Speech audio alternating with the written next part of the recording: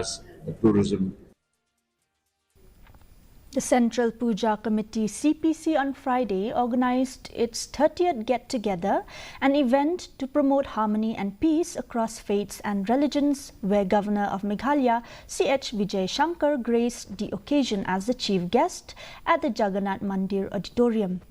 Addressing the gathering as the chief guest, the governor emphasized how Meghalaya is setting an example for other states by celebrating not only Durga Puja but every festival with a spirit of togetherness, upholding India's message of unity in diversity in a true sense.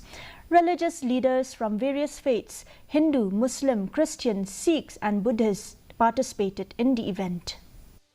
Festival.